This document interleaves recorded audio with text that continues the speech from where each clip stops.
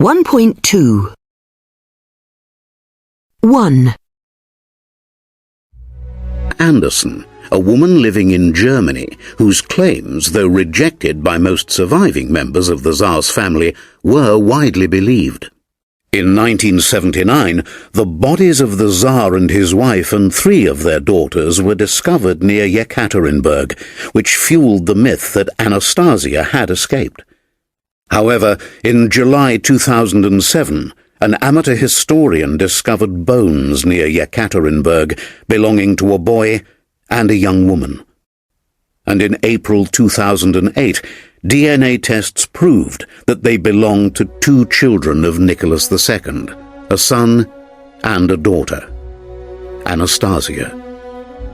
As a result, the story of her survival was conclusively disproved.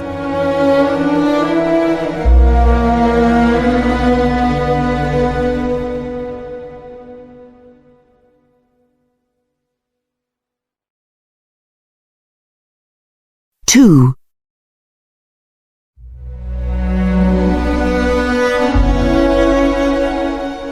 In this rather touching photo, showing his softer family side, US President John F. Kennedy is greeted by his children John Jr. and Caroline on his arrival to spend the weekend with them at their summer home in Massachusetts on the 23rd of August 1963.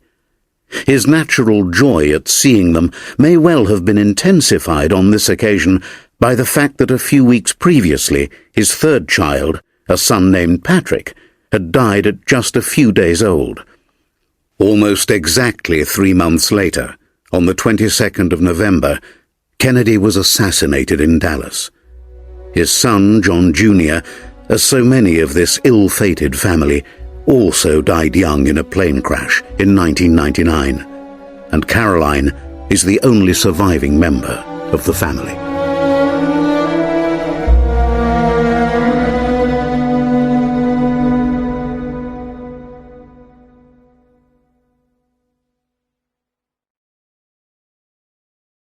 Three.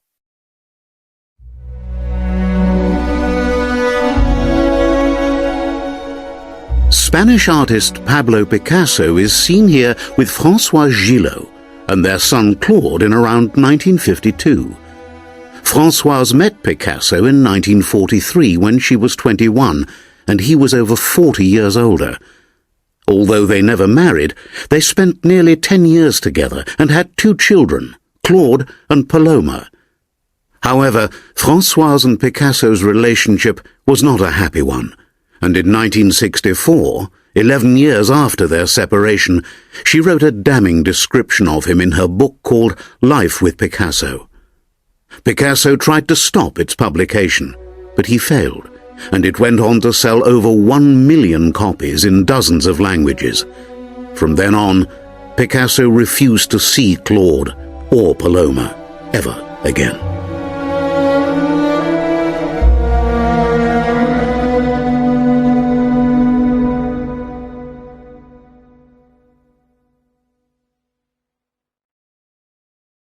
Four.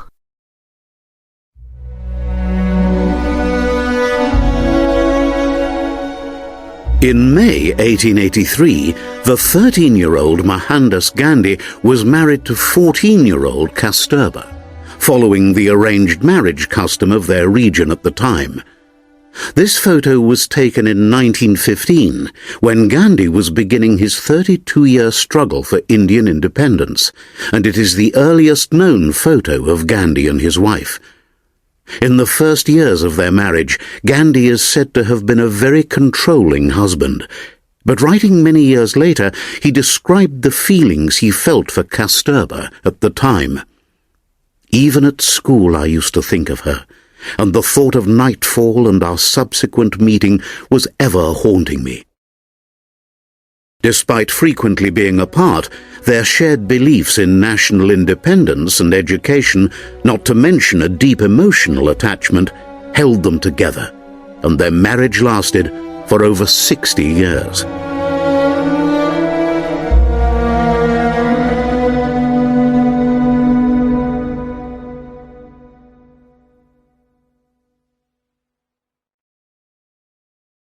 5.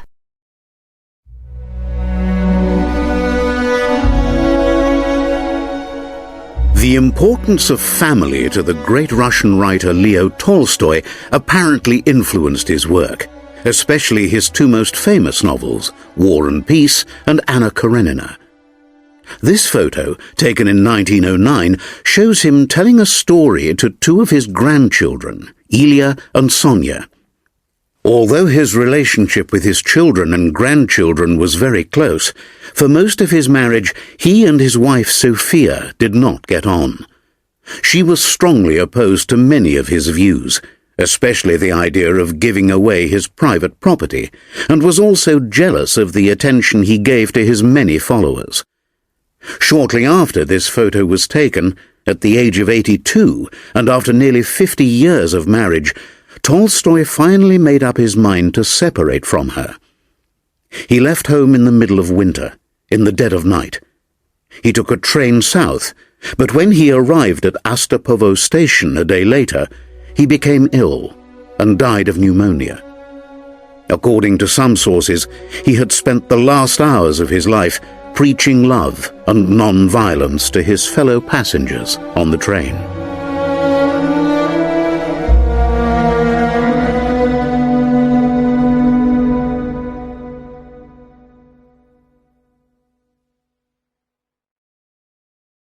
Six.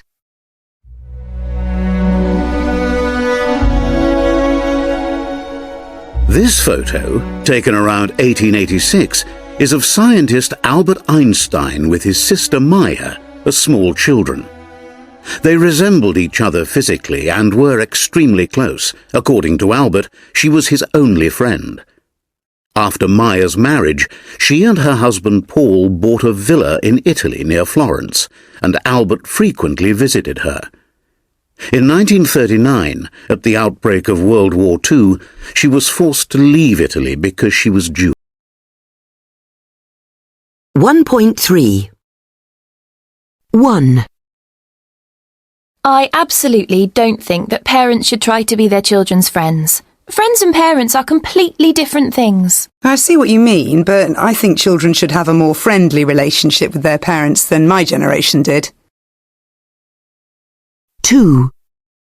I think people who are very dedicated to their work rarely manage to have a happy family life. I think they can sometimes be quite selfish and they don't have enough time for their family. I agree up to a point, but I do think there are exceptions. For example, those that work... 3. I think it's true that young children should be looked after by one or other of their parents. I agree in theory, but what happens if they can't afford to live on one salary? 4. I think it's true that marrying very young almost inevitably ends badly. I think marrying in your 30s is probably the best age. I'm not sure I agree with you. My parents got married when my dad was 20 and my mum was 18, and they're still happily married. 5. I think you have to love your family, but you don't have to like them. I love my sister, but she drives me mad most of the time. I don't really think that's right. It's impossible to love somebody that you don't like. 1.4. 1. I see what you mean, but... 2. I agree up to a point, but... 3. I agree in theory, but... 4. I'm not sure I agree with you. 5. I don't really think that's right. 1.5. Personality. 1. Adjectives. 1. Resourceful. 2. Thorough. 3. Bright. 4. Straightforward. 5. Determined. 6. self-sufficient. 7, Sympathetic. 8, Conscientious. 9, Gentle. 10, Steady. 11, Spontaneous. 12, Sarcastic. 1.6. 2. Useful phrases when describing personality. 1, My father tends to avoid conflict. He never argues with my mother. He just leaves the room. 2, On the surface, he seems self-confident, but deep down he's quite insecure. 3, I worry about my grandmother. She's a bit too trusting, so it's easy for people to take advantage of her. 4, On the whole, he's pretty laid back, though he can sometimes get very stressed about work. 5, She's a bit of a control freak. She always needs to organise everything and everybody.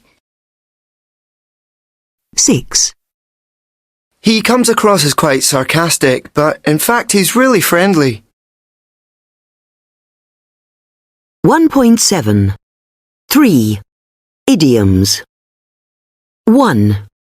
B. My dad's got a heart of gold. He's incredibly kind to everyone he meets. 2. I. My brother-in-law is very down to earth. He's very sensible and practical. 3. A. My boss is a bit of a cold fish.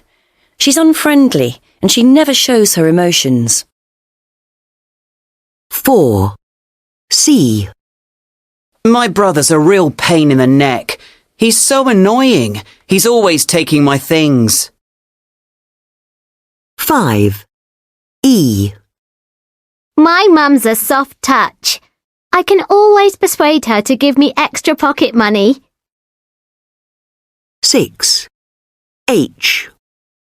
My uncle has a very quick temper. He gets angry very easily.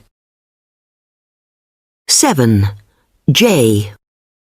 I know I shouldn't criticise your family, but your sister is really full of herself. She thinks she's the most important member of the family.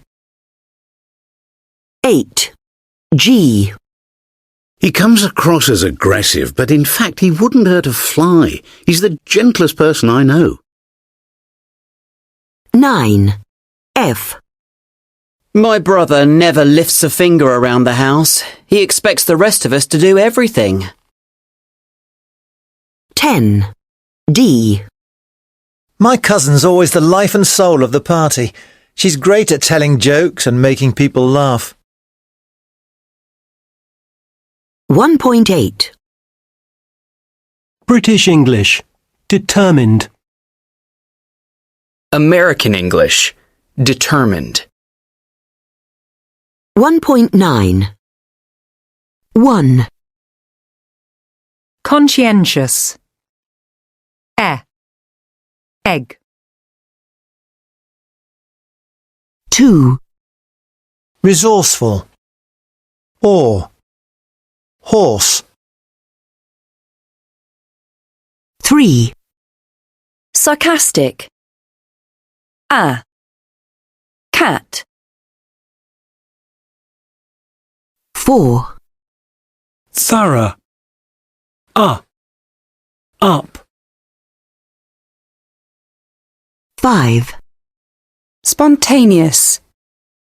A. Train. 6. Straightforward. Horse. 7. Steady. Egg. 8. Self-sufficient. Fish. 1.10. Work. 1. Adjectives. 1. C. My job as a divorce lawyer is very challenging. It tests my abilities in a way that keeps me interested. 2. A. Working as a checkout assistant can be a bit monotonous and repetitive. I have to do exactly the same thing every day. 3. F. I'm a primary school teacher. I find working with children very rewarding. It makes me happy because it's useful and important. 4. B. I work in a small design company and my job's really motivating. I never mind having to work overtime. 5. H. Being a surgeon is very demanding. It's very high pressure and you have to work long hours. 6. E. I always wanted an exciting job, but sadly mine is incredibly tedious. It's really boring and it makes me feel impatient all the time. 7. G. He's in a dead-end job in the local factory. The wages are low and there's no hope of promotion. 8. D.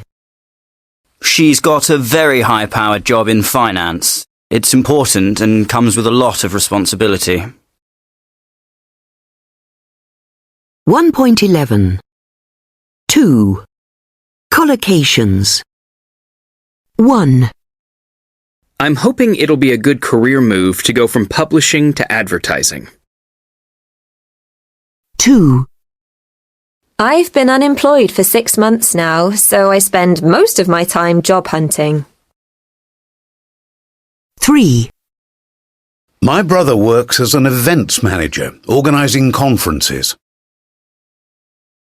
4. I left school at 15, so I had to look for a job that didn't require any academic qualifications. 5. My problem is that all the jobs I want to apply for ask for some work experience, and as I've just finished university, I don't have any. 6. I'm a junior doctor, and if I want to move up the career ladder, I need to work in several different hospitals and departments. 7. In Britain, people who work for government departments are called civil servants. 8. In some careers, people with very good qualifications are put onto a fast track, so they get promoted more quickly. 1.12. 3. The same or different. 1. Colleagues and co-workers mean the same thing. 2. Quit and resign mean the same thing. 3. Staff and workforce mean the same thing. 4. Laid off and made redundant mean the same thing. 5. Out of work and off work are different. Out of work means unemployed. Off work means away from work because of illness or another reason. 6. Was sacked and was fired mean the same thing. 7. Get promoted and get a pay rise are different. Get promoted means get a better job in the same company. Get a pay rise means get an increase in salary. 8. Skills and qualifications are different. Skills are particular abilities, for example, IT skills. Qualifications are exams you have passed or studies you have completed. 9.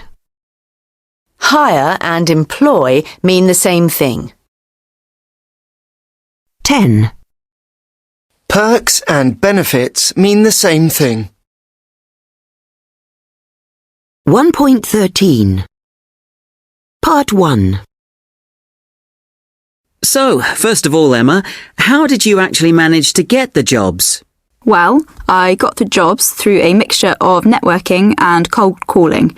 So applying to different organisations, finding email addresses online, writing cover letters, explaining my project and attaching my CV. Networking was a big part of it too. So speaking to someone aware that they themselves might not work in that area, but they might know someone who does.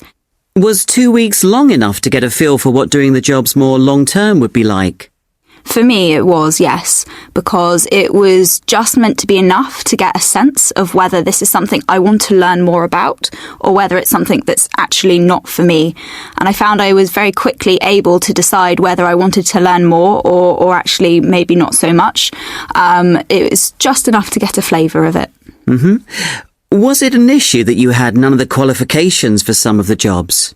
Well, no, because I was doing work shadowing, which is more about following a professional around, shadowing their daily lives, rather than having my own set work and projects to do. I wasn't expected to have qualifications or to lead my own work. And this is the case quite often with young people who go in and just do some work shadowing and they just don't have the degree or several years experience that you would need to do professional level work. It's just to find out if that's the sort of job they would like to do before they then go and do the qualifications and get the experience. Which job did you enjoy most? One thing that I enjoyed most was alpaca farming in Cornwall, which is in southern England. And I enjoyed it most because it was one of the jobs that challenged all of my assumptions about what being a farmer in the 21st century and earning a sustainable living was like. The first half of each day was traditional farming jobs, so feeding, looking after the animals. But the second half of the day, the farmer was an entrepreneur. She would take her alpacas, shear them, make the wool into high-end luxury children's clothes that she then sold to department stores across the country. And this was a placement that broke down all of my presumptions and preconceptions about what a job was like. Wow. Were there any jobs that you completely ruled out? So one that I didn't get on quite so well with was publishing, because I'm very dyslexic. And so for me, copy editing, so spotting typos and grammar mistakes in long pieces of text, I find very challenging. It's not one of my strengths, which in publishing, as an editor, is one of the big things that you have to do.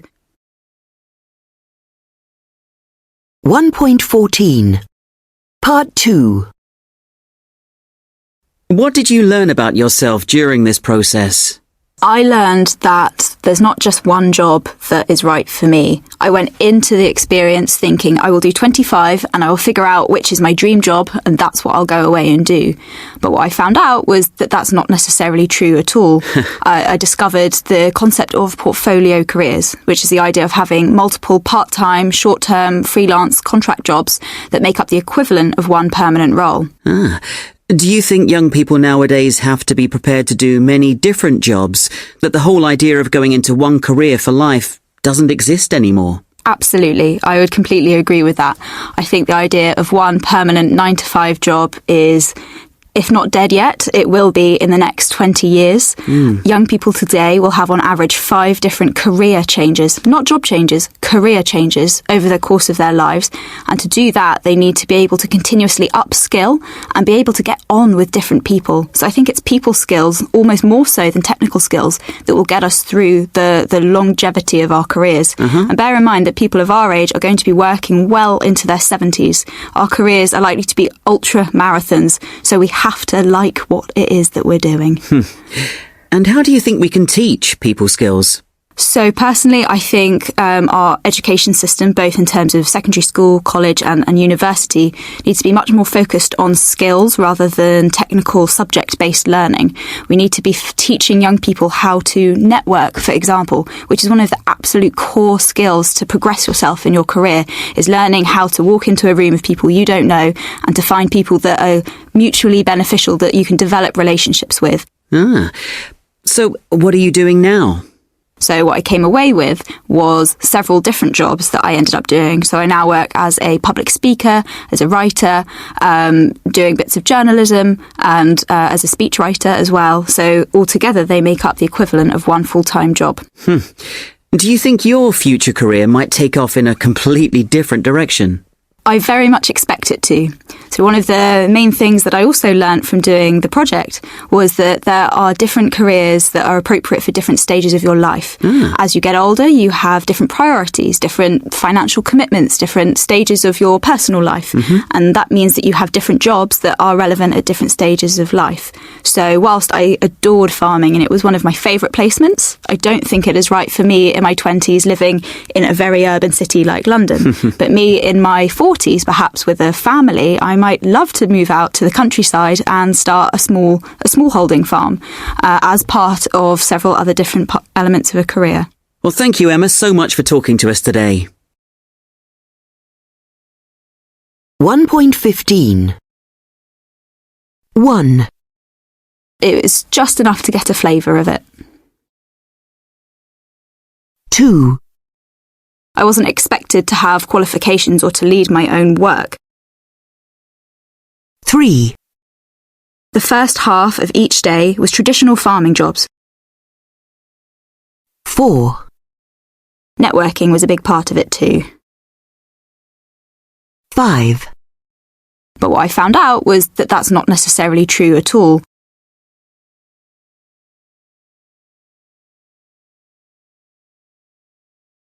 1.16 1. I want to find a job nearer home so that I don't... 2. I didn't tell my boss how bad I thought his idea was, so as not to... 3. Being a junior doctor is very demanding, partly because of... 4. Even though I was offered a good salary, 5. Our sales have gone up dramatically, and as a result, we... 6. Staff will be given a bonus payment in December due to the... 7. I wasn't offered the job in spite of having... 8. The company has not been able to find a buyer, therefore it will... 1.17 1. I want to find a job nearer home so that I don't have to spend so much time commuting. 2. I didn't tell my boss how bad I thought his idea was, so as not to lose my job. 3. Being a junior doctor is very demanding, partly because of the long hours. 4. Even though I was offered a good salary, I decided not to accept the job. 5. Our sales have gone up dramatically, and as a result, we need to hire more staff. 6. Staff will be given a bonus payment in December due to the rise in annual profits. 7. I wasn't offered the job in spite of having all the necessary qualifications. 8. The company has not been able to find a buyer, therefore it will be closing down in 2 months' time. 2.1 Boy by Roald Dahl. Part 2. For me, the importance of all this was that I began to realize that the large chocolate companies actually did possess inventing rooms, and they took their inventing very seriously. I used to picture a long white room like a laboratory, with pots of chocolate and fudge and all sorts of other delicious fillings bubbling away on the stoves, while men and women in white coats moved between the bubbling pots, tasting and mixing and concocting their wonderful new inventions. I used to imagine myself working in one of these labs, and suddenly I would come up with something so unbearably delicious that I would grab it in my hand and go rushing out of the lab and along the corridor and right into the offices of the great Mr. Cadbury himself. "I've got it, sir!" I would shout, putting the chocolate in front of him. "It's fantastic! It's fabulous! It's marvellous! It's irresistible!" Slowly, the great man would pick up my newly invented chocolate, and he would take a small bite. He would roll it round his mouth. Then all at once he would leap up from his chair crying, "You've got it! You've done it! It's a miracle!" He would slap me on the back and shout, "We'll sell it by the million! We'll sweep the world with this one! How on earth did you do it? Your salary is doubled!" It was lovely dreaming those dreams, and I have no doubt at all that 35 years later, when I was looking for a plot for my second book for children, I remembered those little cardboard boxes and the newly invented chocolates inside them, and I began to write a book called Charlie and the Chocolate Factory. 2.2 1. From the age of about 7 till I was 16, I went to an all-girls school in North London, and it wasn't until I went to college that I think I actually... 2. When I was little, and actually still now, I was absolutely terrified of spiders. It's the way they walk. 3. When I was a young child, I used to have a lot of nightmares, and one involved a donut and a feather. 4. From the age of about 9, I was ill, and I had an overactive thyroid gland. 5. When I was at primary school, I used to hate school dinners, and I can still taste them now. 6. When I was a kid, we always used to go on holiday down to Cardigan in West Wales. Oh my God. 2.3 Part 1.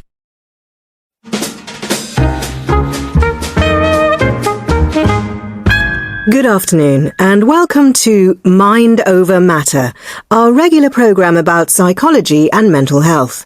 Today we're going to be looking at childhood memories. Yes, and we'll be investigating where people's first memories come from and hear a story about the famous Swiss psychologist Jean Piaget. But first, let's hear some early childhood memories sent in by our listeners.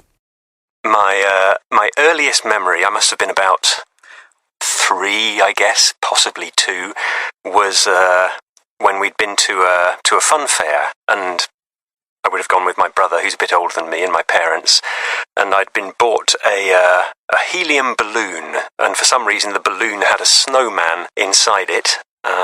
It was only September, I don't know why there was a snowman, but there was, and I took it out into the back garden, and because it was full of helium, obviously it was pulling on the string, it wanted to fly away. And I let go. I didn't let go by accident. I remember letting go on purpose to see what would happen. And of course what happened was the balloon flew up into the sky over the neighbours' trees and disappeared.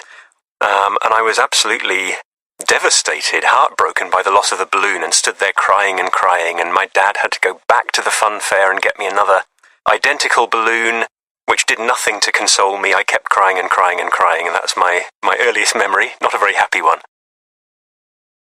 My earliest memory is probably from when I was about 3 or 4 years old, and it was Christmas, and I was at my nana's house with all my family, and my uncle was reading to me. He was reading The Little Mermaid, except that he was making it up. He wasn't actually reading the words in the book. He was just saying things like, Ariel went to buy some fish and chips, and things like that. And that made me quite annoyed because I was at an age where I couldn't really read myself, but I knew that he was reading it wrong. So I got quite annoyed with him and told him to read it properly. But yeah, that's my earliest memory. So, my earliest memory, I think I was around 2 or 2.5, anyway, something like that. I know that because we were living in a house that my parents lived in before we moved to the house that we lived in sort of for the rest of our lives. Anyway, it was Christmas time, because I remember there was a Christmas tree in the corner of the living room, and I remember the carpet. It was kind of like a dark green check, and all the sort of glowing of the baubles on the Christmas tree. Anyway, I remember my mum putting up these Christmas decorations, new they were, onto the Christmas tree, these new baubles. They were made out of glass, and then she had to go out of the room for something. And I remember taking one of these new glass baubles in my hand, and I remember putting my finger into the glass and breaking one of them. I don't really know why I did it. Anyway, then my mum came back into the room, and I remember her shouting at me and being really angry because I'd broken one of these new baubles. And I remember feeling actually quite resentful at the time because I didn't really think it was a bad thing to do. 2.4 Part 2. So, what age do most people's first memories come from? And are our first memories reliable? Or are they sometimes based on something people have told us? John's been looking at some of the research into how our memories work. Let's start at the beginning then, John. At what age do first memories generally occur? Well, according to research, 80% of our first memories are of things which happened to us between the ages of 2 and 4. In fact, a large study by Professor Martin Conway in 2018 concluded that it's impossible to remember events from before the age of 2. That's interesting, because a lot of people would say they do have earlier memories. Yes. In fact, the 2018 study asked 6,000 people for their earliest memories, and around 40% of them said they remembered being in their pram or cot, or the first time they walked, or the first word they spoke. But according to research, that just isn't possible. Why is that? There seem to be 3 main reasons. The first is that before the age of 2, children don't have a clear sense of themselves as individuals. They can't usually identify themselves in a photo. And you know how a very small child enjoys seeing himself in a mirror, but he doesn't actually realise that the person he can see is him. Children of this age also have problems with the pronouns I and you, and a memory without I is impossible. We can't begin to have memories until we have an awareness of self. And the second reason? The second reason is related to language. According to research, first memories coincide with the development of linguistic skills, with a child learning to talk. And as far as memory is concerned, it's essential for a child to be able to use the past tense so that he or she can talk about something that happened in the past and then remember it. And finally, it seems that the part of the brain needed for memories to form doesn't function fully until a few years after birth. And what are first memories normally about? I mean, is it possible to generalise at all? Early memories seem to be related to strong emotions, such as happiness, unhappiness, pain and surprise. Research suggests that 3/4 of first memories are related to fear, to frightening experiences like being left alone, or a large dog, or having an accident, things like falling off a swing in a park. And of course, this makes sense and bears out the evolutionary theory that the human memory is linked to self-preservation. You remember these things in order to be prepared if they happen again, so that you can protect yourself. So are first memories only related to emotions, or are there any specific events that tend to become first memories? The events that are most often remembered, and these are always related to one of the emotions I mentioned before, are the birth of a baby brother or sister, a death, or a family visit. Another interesting aspect is that first memories tend to be very visual. They're almost invariably described as pictures, not smells or sounds. For example, festive celebrations with bright lights are mentioned quite frequently. Is it true that first memories are often unreliable, in that sometimes they're not real memories, just things our families have told us about ourselves or that we've seen in photos? Absolutely. As I said, some people insist that their first memories are of learning to walk or sitting in a pram, but it's very unlikely that they would form such early memories for all the reasons I've mentioned. But family stories can definitely be incorporated into our memory. So if your mother tells you the first word you ever said, over the years that becomes your memory. You think you can remember it. A good example of that is the famous case of the Swiss psychologist Jean Piaget. 2.5. Part 3. A good example of that is the famous case of the Swiss psychologist Jean Piaget. In the 1890s, when Piaget was a baby, his nanny used to take him for walks around Paris in his pram. Piaget had always thought that his first memory was of sitting in his pram as a 2-year-old baby when a man tried to kidnap him. He remembered exactly where it happened, on the Champs-Élysées. He remembered his nanny fighting the kidnapper, and he could remember a policeman appearing and the man running away. The nanny was then given a watch as a reward by Jean's parents. But many years later, when Piaget was 15, his parents received a letter from the nanny in which she returned the watch to them. The nanny confessed that she'd made up the whole story, and that was why she was returning the watch.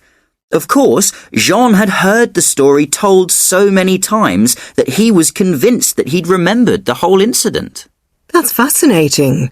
Thank you very much, John. 2.6.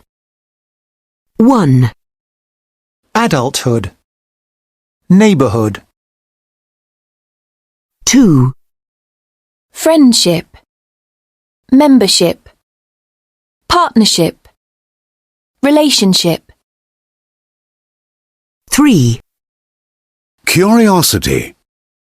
Generosity. Possibility. 4. Awareness. Happiness. Illness. Kindness.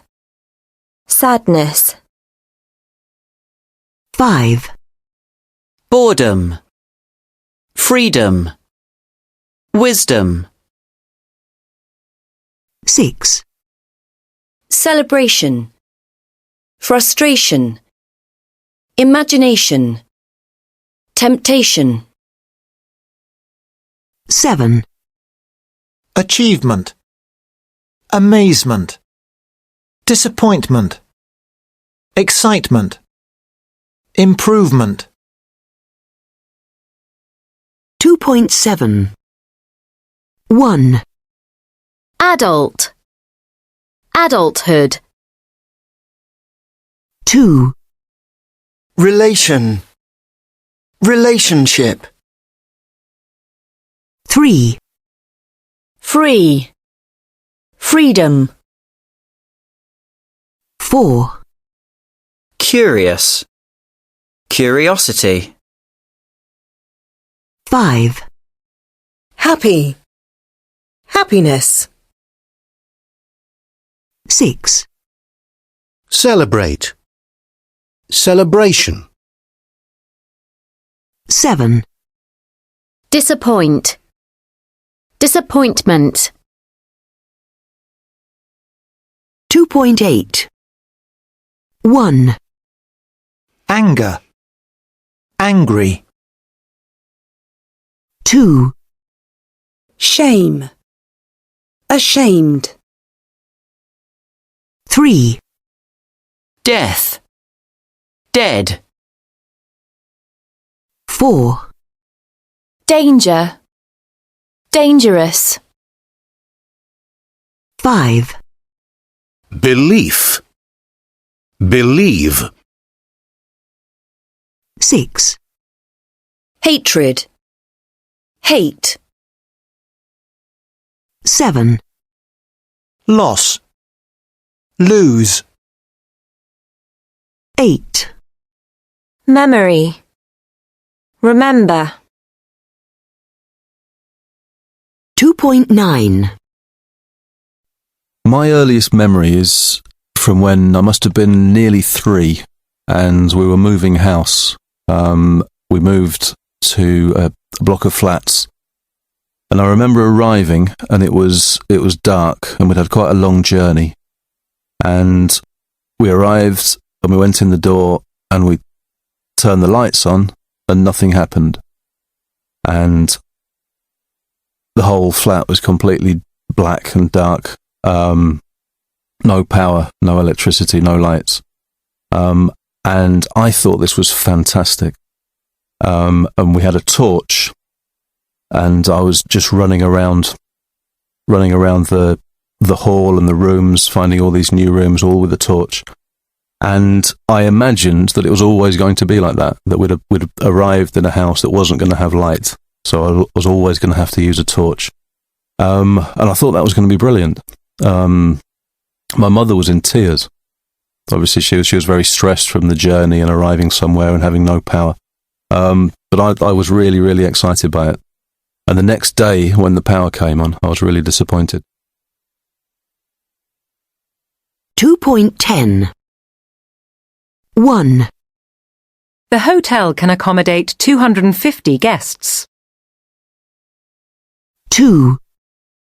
Which do you prefer, coffee or tea? 3. We received a very warm welcome. 4. I won't leave until she gets here. 5. Something unexpected occurred on their journey. 6. I saw her on 3 separate occasions. 7. The government is planning to raise taxes. 8. We'll definitely be there by 7. 2.11 1. Her. Dishonest. Heart. Herb. Himself. Inherit. 2. Oh. Allow. Borrow. Elbow. Overthrow. Shallow. 3. I. Compromise. Despite. Quite. River. Right. 4. Were. Whenever. Where. Which. Whose. Why. 5. Enjoy. Jealous. Job. Journalist. Reject. 6. Achieve. Catch. Challenging. Charge. Chorus. 7. Seem. Sense. Sure. Sympathetic. Synonym. 8. Or. Awful. Drawback. Law. Raw. Yawn. 9. Reporter. Work. World. Worse. Worth. 10. Birth. Dirty. Firm. Third. T-shirt. 2.12 1. My students have great imaginations, but they're not very good at spelling. 2. I often have to correct their mistakes, some of which are pretty basic. 3. They now have notebooks and write down problem words there. 2.13. 1. Mari. I'm from a small village on the southeast coast of it's a very small place, not very many people live there. I liked growing up there, but I think it's a better place to visit than it is to actually live because there isn't very much for young people to do there. The people are quite nice and friendly, but most people have spent their whole lives there and their families have been there for several generations, so sometimes it can seem a bit insular. 2. Diarmid. I'm from which is in the middle of it's quite a rural place. The town I'm from has a population of around 2,000. So it's quite small, but that means that most people know each other. So I'd say the people there are friendly and quite welcoming. 3. Laura. So I was born in which is the second largest city in It is very modern. It has a lot of art galleries and we even have 7 universities in the city, which is quite a lot considering the size of it. It is super green. It has a lot of lakes and within the country it's considered to be a center for cultural, academic and economic activities. I would say as well that it's a home to various nationalities and once you get to know people, they're really friendly and really welcoming. 4. Jerry. I'm from in the southeast of I was born here and I've lived here my whole life. Difficult to say what the people are like because it's in a way it's a city of two halves, famous for its university, but also, which obviously has people from all over the world, but also it's a city in its own right. It has a very large BMW factory where they make minis. So, but it's a nice place. I like it. I've lived here my whole life pretty much, so there we are. 5. Andrea. So I'm from which is on the southeast coast of just in the state of this is a really cultural city, very European. You've got everything from beaches to art galleries, lots of shopping and bars and restaurants, so it's a fantastic city to be in. The people are really laid back and quite friendly there. We've got a very big mixture of cultures there, so very multicultural city, so it's quite diverse and a really interesting place to be. 6. Anita. I'm from It's a really beautiful city. It's got an old town with lots of monuments and people are really nice because there is a big university as well. There is lots of students and that means that there is always something going on. Students like organizing theater or music events, lots of different things. And people like going out a lot. So there is always people out in the street, full families, from grandparents to parents to children. And there is also lots of tourists throughout the year, so you can always go somewhere and there is something happening. 7. Lily. I'm from and it's a nice mix between rural and city life because it has a lot of nature and nice kind of mountain landscapes where you can go hiking or walking, but it also has nice access to the city and lots of nice little shops and restaurants as well. 8. Paul. Okay, I was born in the late 50s. I moved to when I went to university, and of course it's a very beautiful old colonial centre with lovely buildings and the aspect of Table Bay with the beautiful backdrop of Table Mountain, wonderful vegetation and a wonderful friendly community of people. It's very vibrant and exciting. People like bright colours in the strong sunlight and it's a very creative environment. 2.14. 1. Mari. I'm from a small village on the southeast coast of Scotland. It's a very small place, not very many people live there. I liked growing up there, but I think it's a better place to visit than it is to actually live because there isn't very much for young people to do there. The people are quite nice and friendly, but most people have spent their whole lives there and their families have been there for several generations, so sometimes it can seem a bit insular. 2. Diarmid. I'm from Tipperary, which is in the middle of Ireland. It's quite a rural place. The town I'm from has a population of around 2,000. So it's quite small, but that means that most people know each other. So I'd say the people there are friendly and quite welcoming. 3. Laura. So I was born in Kaunas, which is the second largest city in Lithuania.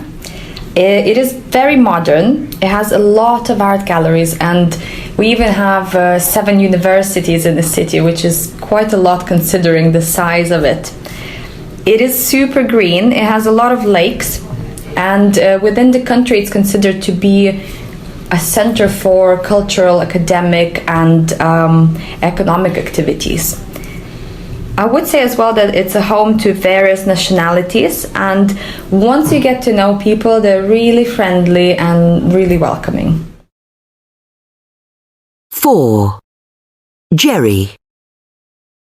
I'm from Oxford in the southeast of England. I was born here and I've lived here my whole life. Difficult to say what the people are like because it's in a way it's a city of two halves, famous for its university, but also, which obviously has people from all over the world, but also it's a city in its own right. It has a very large BMW factory where they make minis. So, but it's a nice place. I like it. I've lived here my whole life pretty much, so there we are. 5. Andrea. So I'm from Melbourne, which is on the southeast coast of Australia, just in the state of Victoria. This is a really cultural city, very European. You've got everything from beaches to art galleries, lots of shopping and bars and restaurants, so it's a fantastic city to be in. The people are really laid back and quite friendly there. We've got a very big mixture of cultures there, so very multicultural city, so it's quite diverse and a really interesting place to be. 6. Anita. I'm from Salamanca in Spain. It's a really beautiful city. It's got an old town with lots of monuments, and people are really nice. Because there is a big university as well, there is lots of students, and that means that there is always something going on. Students like organizing theatre or music events, lots of different things. And people like going out a lot. So there is always people out in the street, full families, from grandparents to parents to children.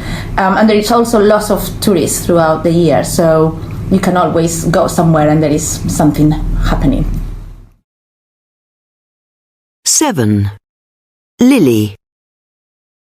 I'm from New Jersey, and it's a nice mix between rural and city life because it has a lot of nature and nice kind of mountain landscapes where you can go hiking or walking, but it also has nice access to the city and lots of nice little shops and restaurants as well.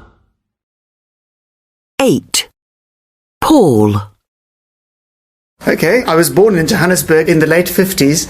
I moved to Cape Town when I went to university, and of course it's a very beautiful old colonial centre with lovely buildings, and the aspect of Table Bay with the beautiful backdrop of Table Mountain, wonderful vegetation, and a wonderful friendly community of people. It's very vibrant and exciting. People like bright colours in the strong sunlight, and it's a very creative environment. English File 4th Edition Advanced Students Book. CD2. 3.1. 1. It's called Hater and strikes me as quite brilliant. 2. More openly expressed hatred in the world. just what we need. 3.2 1. A. My parents have invited us over next Sunday. Oh, great! Your mum's such a wonderful cook. B. My parents have invited us over next Sunday. Oh, great! Your mum's such a wonderful cook. 2. A.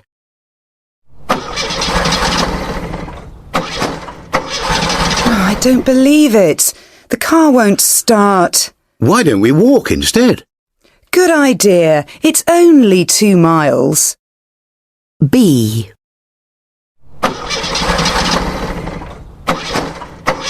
I don't believe it. The car won't start. Why don't we walk instead? Good idea. It's only 2 miles. 3. A. Do you want me to lend you £5? £5? Yes, thanks. That'll really help. B. Do you want me to lend you £5? £5? Yes, thanks. That'll really help. 4. A. I've booked that new vegetarian restaurant for dinner tomorrow. Oh, good! I love vegetarian food. B. I've booked that new vegetarian restaurant for dinner tomorrow. Oh, good. I love vegetarian food. 5. A. Gary and Melanie have put pictures of their baby on Facebook. Oh, cool. I was dying to see some. B. Gary and Melanie have put pictures of their baby on Facebook. Cool. I was dying to see some. 6. A. Happy birthday, darling. It's a scarf. Thanks, that's just what I needed. B. Happy birthday, darling.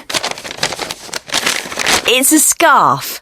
Thanks, that's just what I needed. 7. A. I've done the washing up. Oh, great. Well done. B. I've done the washing up. Oh, great. Well done. 8. A. The family are all going to spend Christmas with us. That'll be fun. B. The family are all going to spend Christmas with us. That'll be fun. 3.3 1. Oh, great! Your mum's such a wonderful cook.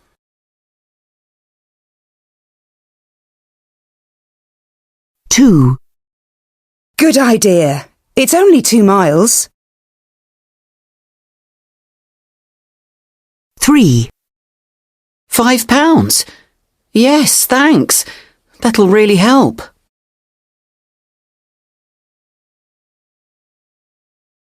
4. Oh, good! I love vegetarian food. 5. Cool. I was dying to see some. 6. Thanks, that's just what I needed. 7. Oh, great. Well done. 8. That'll be fun. 3.4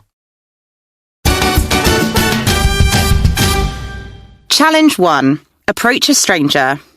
James suggested that I talk to guys in bookshops, mainly because I love books, but also because, as he pointed out, bookshops are a nice calm space to start a conversation, much better than a packed tube train. So, I had a go, but it was absolutely terrifying. I tried smiling and saying, "Oh, that one's very good," but it just didn't feel natural at all. And even though a couple of guys responded positively, I just couldn't move from "that one's very good" to natural conversation. So, in the end, I left the shop with 0 phone numbers and more books to gather dust on my shelves. I can sort of see how this method might work for some people, but I'd still rather use my thumb and my phone. I'd give this challenge 2 out of 5. Challenge 2. Try a new activity. Okay, so my next challenge was to try something new, and I thought I'd take my housemate, Charlie, to a club that had mini-golf.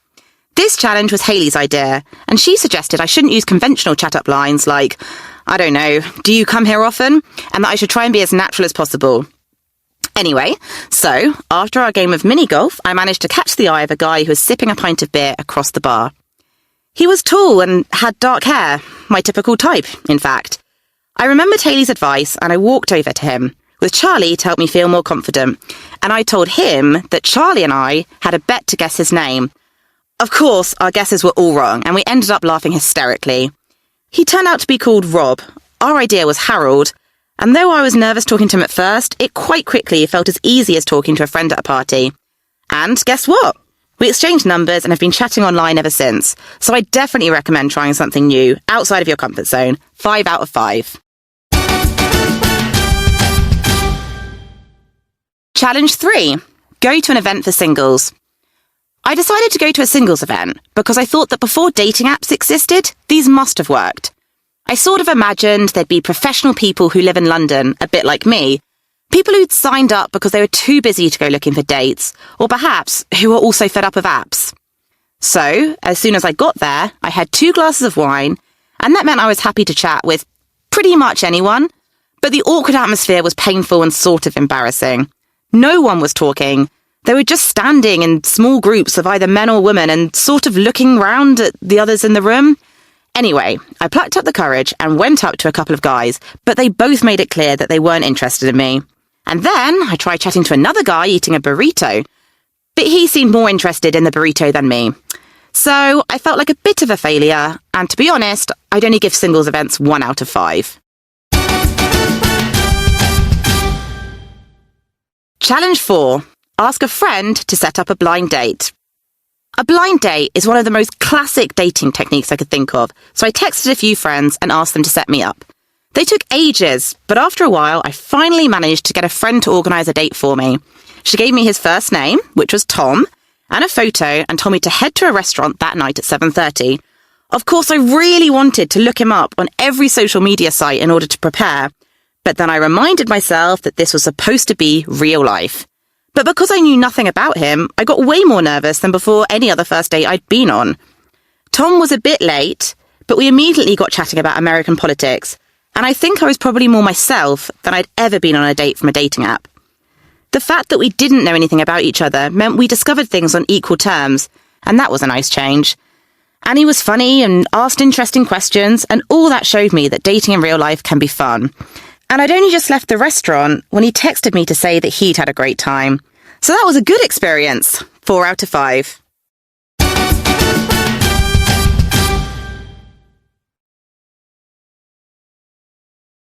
(3.5) 1, The dating coaches suggested trying 4 ways of meeting someone new. 2, James suggested that I talk to guys in bookshops. 3, Hayley suggested I shouldn't use conventional chat-up lines. 3.6 The verdict.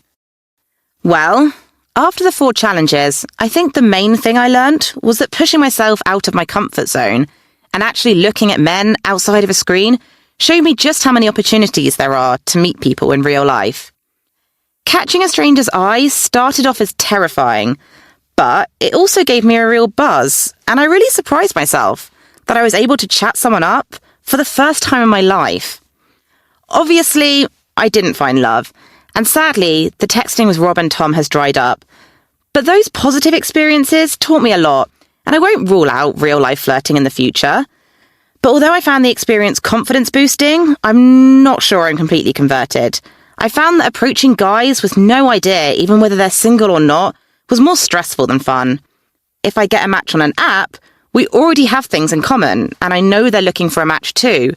So I'm not giving up on my apps just yet. 3.7 Phrases with get. 1. Expressions with get. 1. I get the impression you're a bit annoyed with me.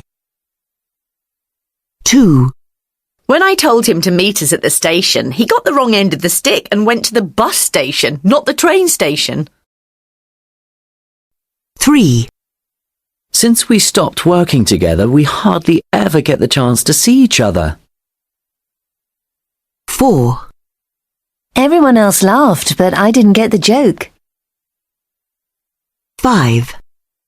When you get to know him, I think you'll really like him. 6. I need to speak to Martina urgently, but I just can't get hold of her. 7. I want to get rid of that awful painting, but I can't because it was a wedding present from my mother-in-law. 8. I'm going to get my own back on my brother for telling my parents I got home late. Now I won't lend him my bike. 9. He's going to get into trouble with his boss if he's late again. 10. I tried to walk past him, but he wouldn't get out of the way. 3.8. 2. Idioms with get. 1. I. Get real! There's no way you can afford that car. 2. J. Get a life. You're 40 and you're still living with your parents. 3. A. I'm not getting anywhere with this crossword. It's just too difficult for me. 4. F. She really gets on my nerves. Everything about her irritates me. Her voice, her smile, everything. 5. D. She really needs to get her act together. Her exam is in 2 weeks and she hasn't even started studying. 6. C. They get on like a house on fire. They have exactly the same tastes and interests. 7. E. You should get a move on. If you don't leave soon, you'll miss the train. 8. B. Your grandfather must be getting on a bit. Is he in his 80s now? 9. H. My boss just never gets the message. I keep dropping hints about a pay rise, but he takes no notice. 10. G. She always gets her own way. Everyone just does whatever she tells them to. 3.9. 3. Phrasal verbs with get. 1. J. Get together means start a relationship. 2. A. Get over something means recover from it. 3. K. Get on with something means continue doing it. 4. D. Get through to somebody means make them understand. 5. B. Get into means start a career or profession. 6. C. Get around means move from place to place. 7. L. Get away with something means do something wrong without getting caught. 8. E. Get by means manage with what you have. 9. F. Get behind means fail to make enough progress. 10. G.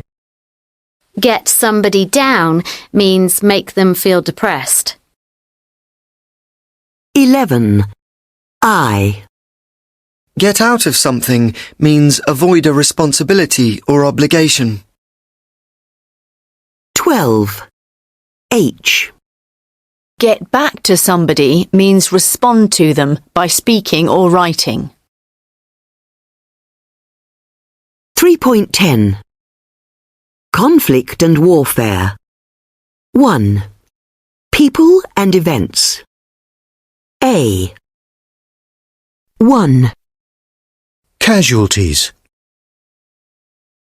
2. Refugees. 3. Forces. 4. Troops. 5. Commander. 6. The wounded. 7. Civilians. 8. Snipers. 9. Survivors. 10. Ally. B. 1. Rebellion. 2. Coup. 3. Ceasefire. 4. Siege. 5. Civil war. 6. Treaty. 7. Revolution. 3.11. 2. Conflict verbs. 1. The rebels overthrew the government. 2. Fighting broke out between the rebels and the army. 3. The army shelled the rebel positions. 4. The rebels retreated. 5. Some of the rebels surrendered. 6. The rebels blew up the airport runway. 7. The government declared war on the rebels. 8. Some rebels looted the city. 9. The army captured over 300 rebels. 10. They finally defeated the rebels. 11. The army released most of the rebel prisoners. 12. They executed the rebel leader. 3.12. 3. Metaphorical uses of conflict verbs. 1. The fire broke out at 3 in the morning. 2. The police have released details of the accident. 3. The new princess has captured the imagination of the public. 4. I read the instructions 3 times, but they completely defeated me. 5. The minister was arrested and forced to surrender his passport. 6. A crisis has blown up over the new education policy. 7. He declared that he was in love with her. 8. The flood water took a long time to retreat from the streets.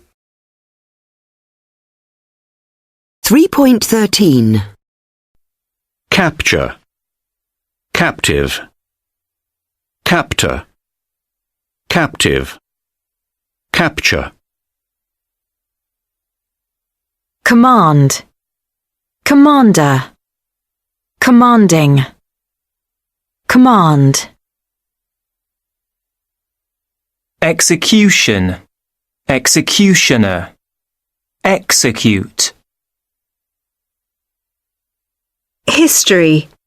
Historian. Historic. Historical. Looting. Looter. Loot. Rebellion. Rebel. Rebellious. Rebel. Revolution. Revolutionary. Revolutionary. Revolt. Siege. Besieged. Besiege. Survival. Survivor. Surviving.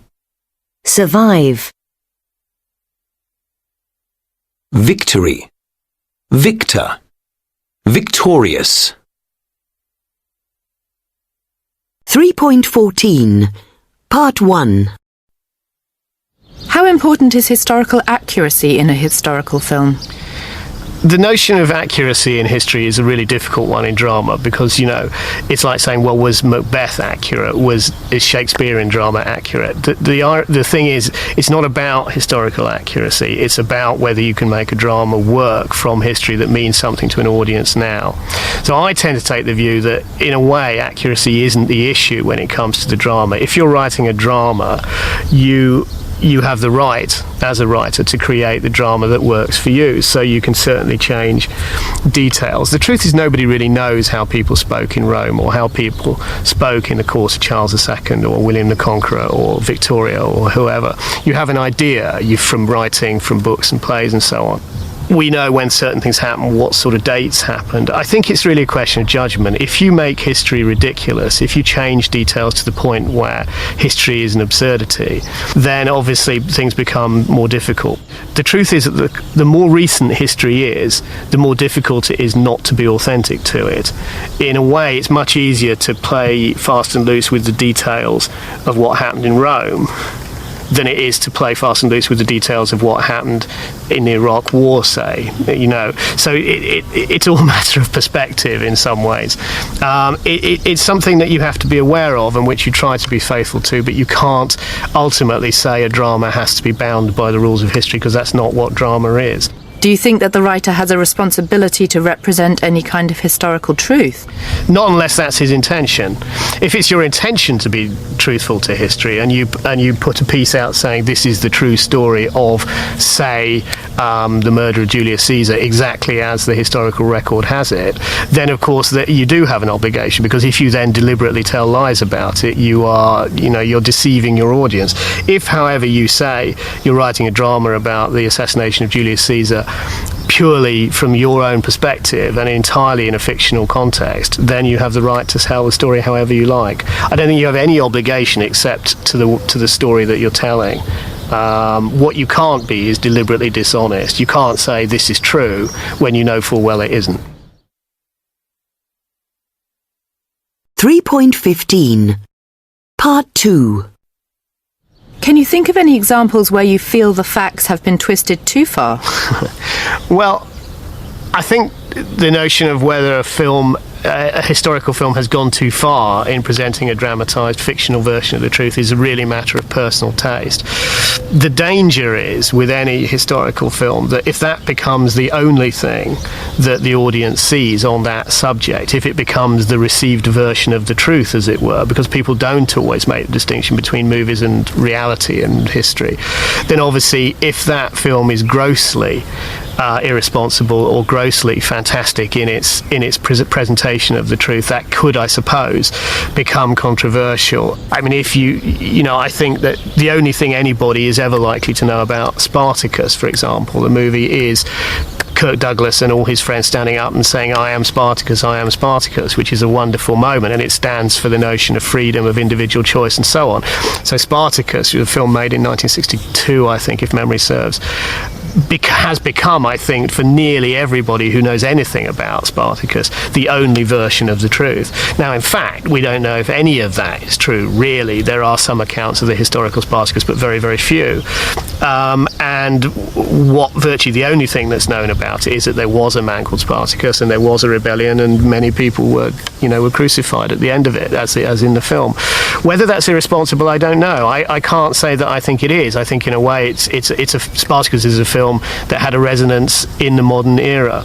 There are other examples. A lot of people felt that the version of William Wallace that was presented in Braveheart was really pushing the limits of what history could stand. In effect, his whole career was invented in the film, or at least built on to such a degree that some people felt that perhaps it was more about the notion of Scotland as an independent country than it was about history as an authentic spectacle. But again, these things are a matter of purely personal taste. I mean, I enjoyed Braveheart immensely. 3.16 1. The story in Gladiator is fictional. I mean, Russell Crowe's character Maximus didn't really exist. 2. The scene with Churchill on the tube is really dramatic, but in fact, it never happened. 3. Do you want to watch Spartacus tonight? Not really. It's 3 hours long, and besides, I don't like old films. 4. I really loved Mel Gibson in Braveheart. Talking of Mel Gibson, have you seen the news today?